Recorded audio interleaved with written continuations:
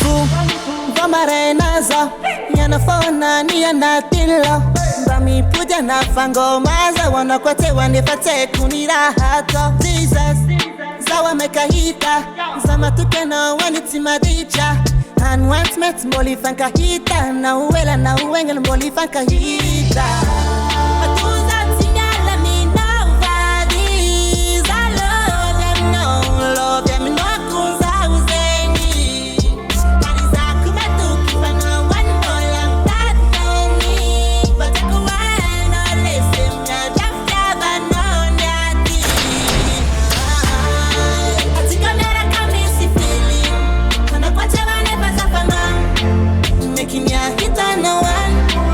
Making ya hit on the one, no hit on a sahu mandini.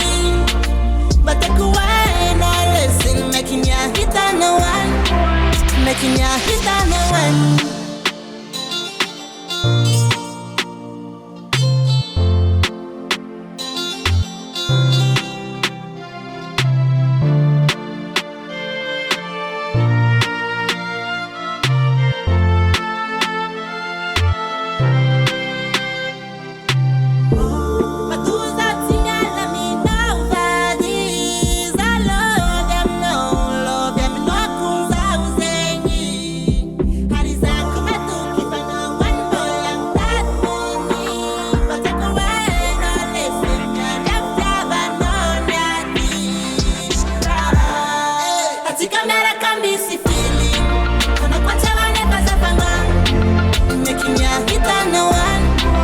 Making ya hit on